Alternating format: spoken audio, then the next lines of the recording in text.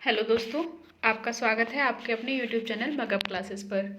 और जैसा कि आप सभी जानते हैं, पॉलिटी के हमने 4 भाग कंप्लीट कर लिए हैं, जिसमें हमने भाग 1 से लेके 4 का तक कंप्लीट किया, जिसमें हमने 51 आर्टिकल तक कवर कर लिया है। 1 से 4 तक संघ और राज्य में, 5 से 11 नागरिकता, 12 से 35 मौलिक अधिकार, 36 से 51 राज्य के नीति निर्देशक तत्व और 51 का मूल कर्तव्य। ठीक है, यहाँ तक हमने अपने कंप्लीट कर लिए आर्टिकल्स। यहाँ तक हमने अपने 4 पार्ट भी कंप्लीट कर लिए। आज से हम शुरू करेंगे भाग 5, और भाग 5 में है संघ। भाग 5 हमारे लिए क्यों इम्पोर्टेंट हो जाता है उसकी बात कर लेते हैं।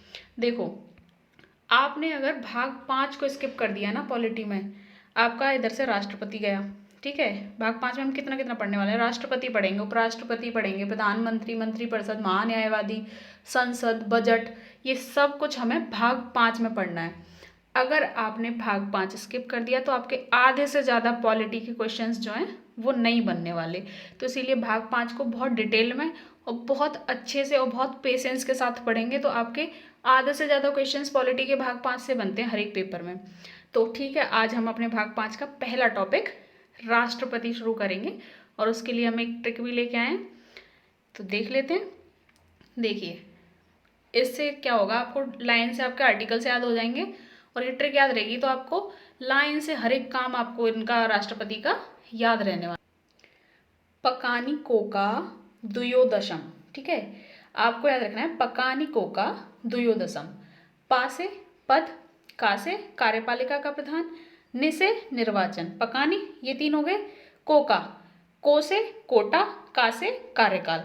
द्वयोदशम, दो से दोबारा निर्वाचन, यो से योग्यता या अर्हताएं, द से दशा या शर्तें, श से शपथ और मा से महाभियोग। अब लाइन से आपको ऐसे ही आपके ये जो है आर्टिकल से याद रह जाएंगे। 52, 53, 54 पकानी, 55, 56 कोका, दुयो 57, 58, दशम 59, 60 और माँ 61। ठीक है, अब हम एक एक को लेंगे और बहुत डिटेल से पढ़ेंगे और बहुत अच्छे तरीके से पढ़ने वाले हैं। ठीक है ना, तो अब हम पहले आज की वीडियो में जो हम कंप्लीट करेंगे वो करेंगे 3 को, पद, कार्यपालिका का प्रधान और निर्वाचन। ठीक है, तो चलिए देख लेते हैं अपना पकानी कोका में। तो प में जो हमारा पद है ना बेटा, वो लिया गया है कहाँ से? ब्रिटेन से। ब्रिटेन में देखा ना, वहाँ के जो क्राउन होता है उनका काम जो नाम मात्र का रहता है, तो नाम मात्र के प्रधान का जो पद है राष्ट्रपति का, वो लिया है हमने ब्रिटेन से, और ये आ जाता है हमारे आर्टिकल 32 में। ठीक है, और कहाँ से लिया गया है? ब्रिटेन से। गलती से भी अमेरिका का मत लगा देना, वहाँ का तो प्रधानमंत्री वाली पावर है अमेरिका के राष्ट्रपति पे। ठीक है, तो ये इसमें हमारा हो गया पद। पकानी में प से हो गया हमारा पद, और इसमें आर्टिकल हो गया हमारा 52। उसके बाद आ जाते हैं बेटा हम 53 पे। पक्का, का फॉर कार्यपालिका, कार्यपालिका का औपचारिक प्रधान। कार्यपालिका के जितने भी मतलब हमारे रूल्स बनते हैं, जितने भी रेगुलेशंस बनते हैं देश के लिए, जितनी भी काम बनाने का काम विधायिका का, उनको एग्जीक्यूट कौन करेगा? कार्यपालिका करेगी। अब राष्ट्रपति जी के सिग्नेचर के बगैर कोई काम नहीं होगा, लेकिन वास्तविकता में उनको पीछे से हैंडल कौन कर रहा है? वो कर रहे हैं पीएम। तो वास्तविक प्रधान तो होता है भाई प्रधानमंत्री, ठीक है, लेकिन कार्यपालिका का औपचारिक प्रधान कौन होता है? राष्ट्रपति साहब होते हैं, और ये आ जाता है आपके 53 आर्टिकल में। ठीक है, उसके बाद आ जाते हैं सबसे ज़्यादा इंपॉर्टेंट और सबसे ज़्यादा कन्फ्यूजिंग जो होता है वो होता है निर्वाचन राष्ट्रपति का। आर्टिकल 54 में दे रखा है निर्वाचन। तो निर्वाचन के बारे में जो, तो राष्ट्रपति के निर्वाचन के बारे में कहा जाता है कि राष्ट्रपति का जो निर्वाचन होता है वो होता है एकल संक्रमणीय आनुपातिक प्रणाली के द्वारा और अप्रत्यक्ष रूप से होता है। ठीक है, इन तीनों चीज़ों का हम मतलब पढ़ेंगे, पहले मतलब समझेंगे कि है क्या, कहना क्या चाह रहा है एकल संक्रमणीय आनुपातिक प्रणाली, और होता कैसे है। तो मान लीजिए मैंने 3 कैंडिडेट खड़े कर दिए। ठीक है, मैंने कैंडिडेट ए बी सी खड़े कर दिए। अब इनमें भाग कौन कौन लेते हैं वो मैं बता दूं। सांसद और विधायक जो होते हैं वो केवल भाग लेते हैं। ठीक है, तो मैंने खड़े कर दिए ए बी सी। अब इनमें से सांसद विधायकों ने अपनी प्रेफरेंस डाली। ठीक है, आनुपातिक, अपने अनुपात के हिसाब से कि मैं पहले पे इसको रखूंगा, दूसरे पे इसको रखूंगा, तीसरे पे इसको रखूंगा। जैसे पहले चरण के वोटिंग में उन्होंने पहली प्रेफरेंस पे रख लिया 1 को, फिर बी को रखा तीसरी प्रेफरेंस पे, फिर सी को रखा दूसरी प्रेफरेंस पे। इसी तरीके से दूसरे विधायक ने तीसरे पे रखा ए को, बी को दूसरे पे रखा और सी को पहले पे रखा। तो अपनी चॉइस के हिसाब से, मान लो मेरे को कैंडिडेट ए बहुत पसंद है तो मैंने उसको पहली प्रेफरेंस पे रख लिया, किसी को सी पसंद नहीं है उसको तीसरे पे रख दिया, किसी को सी ज़्यादा पसंद है तो वो उसे पहले पे रख देगा। फिर उनको उनकी मतगणना होती है, उसमें देखा जाता है कि पहले प्रेफरेंस पे किसको सबसे ज़्यादा बार रखा गया है। तो इसमें हमने देखा, चलो ए को पहले प्रेफरेंस पे सबसे ज़्यादा बार रखा गया है, तो इसमें जो पूरी तरीके से जीत रहा है वो ए जीत रहा है। अगर 2 लोग ऐसे होते जिनको सेम वोटिंग मिल रही होती तो दूसरे चरण में फिर से वोटिंग मतलब गिनती हो दूसरे चरण की वोटिंग की, ठीक है।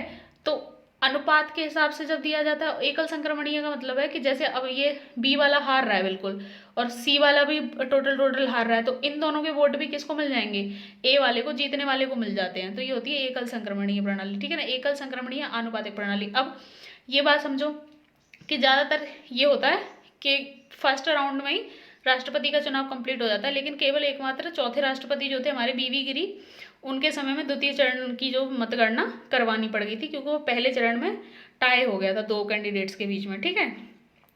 और अप्रत्यक्ष का मतलब है कि जनता भाग नहीं लेती है, जनता के द्वारा चुने गए प्रतिनिधि भाग लेते हैं। राष्ट्रपति का निर्वाचक मंडल कौन कौन होता है, लोकसभा प्लस राज्यसभा के निर्वाचित सदस्य और 3 यूटी, दिल्ली, पांडिचेरी और जम्मू कश्मीर, इनके। अब समझ लो, संसद में 2 भवन मान लो, संसद में आप 2 कमरे के रूप में मान लो, लोकसभा और राज्यसभा। लोकसभा से और राज्यसभा से दोनों से जाते हैं, लेकिन राज्यसभा से केवल निर्वाचित सदस्य जो होते हैं वो ही भाग लेते हैं, मनोनीत नहीं लेते। जिनको राष्ट्रपति मनोनीत करता है उनको उनके चुनाव में वोटिंग का अधिकार नहीं होता। क्यों? क्योंकि राष्ट्रपति ही तो उनको मनोनीत करके भेज रहा है। वो तो कहेंगे चलो राष्ट्रपति साहब नहीं करा था तो हम तो उनको वोट देंगे जिसने उनको मनोनीत किया होगा अपने कार्यकाल में, अगर दोबारा कोई राष्ट्रपति खड़ा हो रहा है तो। इसीलिए मनोनीत वाले जो होते हैं उनको कोई मौका नहीं मिलता है इनके चुनाव में वोटिंग करने का। अब राज्य विधानमंडल में विधानसभा और विधान परिषद 2 पार्ट होते हैं। तो विधानसभा के जो लोग होंगे वो तो वोटिंग करेंगे राष्ट्रपति की उसमें चुनाव में, लेकिन विधान परिषद के नहीं, क्योंकि केवल 6 राज्यों में हमारे पास विधान परिषद है। तो डिस्क्रिमिनेशन ना हो इसीलिए हमने विधान परिषद को इनके चुनाव से बाहर रखा है।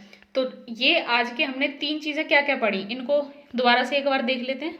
हमने केवल 3 आर्टिकल पढ़े आज, 52, 53 और 54। पकाने, पद, कार्यपालिका का प्रधान और निर्वाचन, ठीक है। कौन सा 52, 53, 54, पद, कार्यपालिका का प्रधान और निर्वाचन। और बाकी की चीज़ें हम अब अगले वीडियो में पढ़ेंगे, क्योंकि एक वीडियो में बहुत सारी चीज़ें आप हजम नहीं कर पाओगे, थोड़ा थोड़ा करके पढ़ेंगे और बहुत अच्छे से और बड़े प्यार से पढ़ेंगे। और यहाँ से क्वेश्चन सबसे ज़्यादा बनते हैं, इसीलिए इनको अच्छे से तैयार कर लें। जितना पढ़ाया जा रहा है उसको रिवाइज कर लें, बिल्कुल बढ़िया से आपके क्वेश्चंस बनते रहेंगे।